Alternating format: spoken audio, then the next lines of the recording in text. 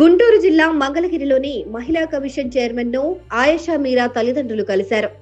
18 ఏళ్ల ఆయేషా మీరా హత్య కేసులో ఇప్పటికీ న్యాయం జరగలేదని ఆవేదన వ్యక్తం చేస్తూ ఆయేషా మీరా తల్లిదండ్రులు శంషాద్ బేగం బాషా మహిళా కమిషన్ చైర్మన్ కు వినతి పత్రం సమర్పించారు.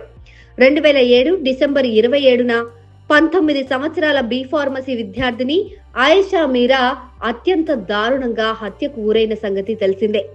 ఈ ఘటన జరిగి 18 సంవత్సరాలు పూర్తయినా ఇప్పటి వరకు అసలు నేరస్తులకు శిక్ష పడకపోవడం బాధాకరమని తల్లిదండ్రులు కన్నీరు మున్నీరవుతున్నారు.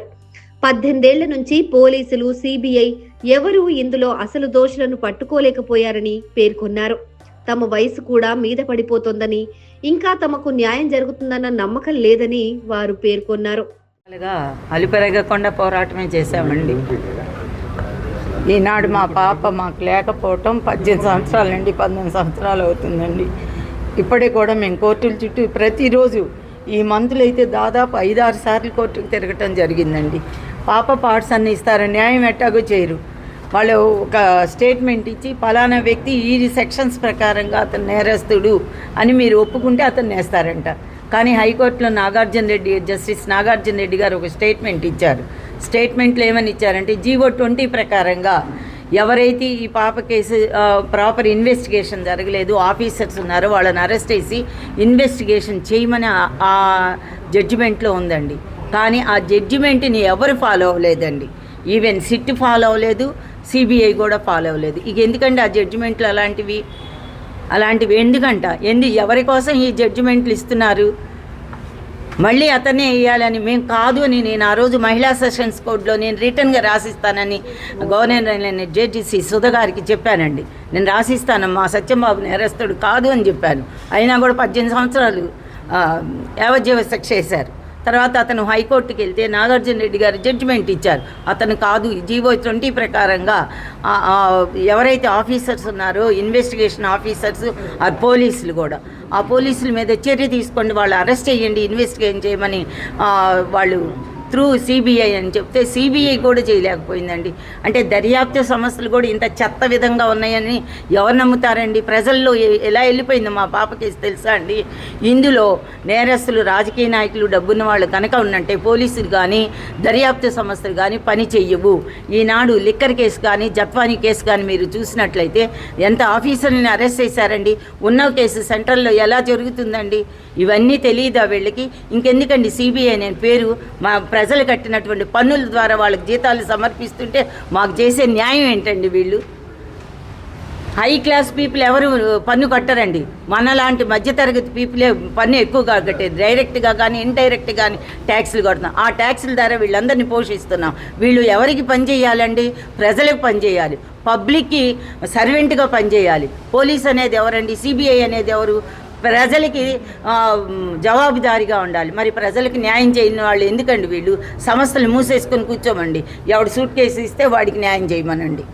ఇప్పుడు మా పాప కేసులో కూడా అదే జరుగుతుందండి. 2019లో తీసుకెళ్లారండి పాప బాడీ పార్ట్స్. అసలు ప్రపంచంలో ఎవరూ చేయలేదు. 13 సంవత్సరాల తర్వాత ఒక బాడీని తీసి రీఇన్వెస్టిగేషన్కి యాక్సెప్ట్ చేసింది మేమేనండి. ప్రపంచం మొత్తంలో ఎక్కడా లేరు. అలాంటిది మేము ఎందుకు చేసాము? న్యాయం జరుగుతుందని. మేము ఒక ప్రొఫెషన్లో ఉన్నాం, టీచింగ్ ప్రొఫెషన్లో ఉన్నాం, ఉపాధ్యాయ వృత్తిలో ఉన్నాం. కాబట్టి పిల్లలకి మేము ఏం చెబుతాము రేపొద్దున అని చెప్పి మేము ఈ విధంగా మేము సహాయ సహకారాలు అందిస్తే సిబిఐ చేసింది ఏంటండి? మా చేత కాదు అని చేతులు ఎత్తేసింది. ఏం వెళ్తామండి?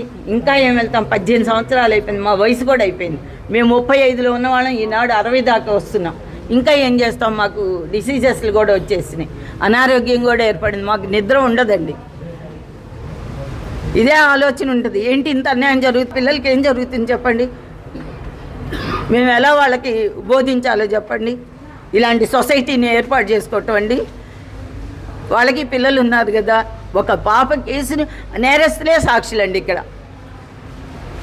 అసలు వాళ్ళు ఎక్కడ విచారణ చేశారు? సిబిఐ విచారణ అనేది జరగలేదండి. నేను మొత్తుకుంటానే ఉన్నాను, మీరు విచారణ చేయట్లేదంటే మేము బైఫర్కేషన్ చేసేది ఏంటండి?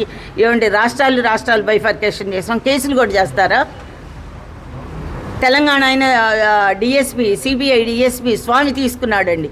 తీసుకొని ఆ రోజు పార్ట్స్ ఇస్తామని చెప్పారు. ఆ పార్ట్స్ మళ్ళీ తిరిగి ఇవ్వలేదు. నేను ఫోన్ చేసి కనుక్కుంటే బైఫర్కేషన్ అయిందమ్మా. నేను అన్నాను అదేంటండి స్టేట్లో ఏమన్నా బైఫర్కేషన్ ఏంటంటే కేసుని వైజాగ్కి ట్రాన్స్ఫర్ చేసా ఉన్నారు. ఆ ట్రాన్స్ఫర్లో ఒరిస్సా ఆయన్ని తీసుకొచ్చారు. ఆయనకి తెలుగు రాదు, ఇంగ్లీష్ రాదు, హిందీ రాదు. మేమేం భాష మాట్లాడినా పక్క ఆయన చెప్పాలి. పక్క ఆయన ఏం చెబుతాడో ఆయనకే తెలియదు. అలాంటి వాళ్ళని దర్యాప్తు సంస్థలో ఉంచుతారండి? న్యాయం చేయాలనుకుంటే చేయొచ్చండి. నిద్రపోయేవాడిని లేపితే, బాగా నిద్రపోయేవాడిని లేపితే ఉలిక్కిపడి లెగిస్తాడు. నటించేవాడిని ఏం చేస్తామండి? అలాంటిది సిబిఐ కూడా. పోలీసులు అన్యాయం చేశారు, అలాగే సిబిఐ కూడా అన్యాయం చేసిందండి. ఇన్ని కేసులు ఉన్నాయి, ఇన్ని కేసులు చేస్తున్నారుగా, ఎంతంత పెద్ద కేసులు చేస్తున్నారుగా, ఈ కేసులు ఎందుకు చేయట్లేదు? ఒక్కసారి మీరు అందరూ ఆలోచించండి, మీకే అర్థమవుతుంది.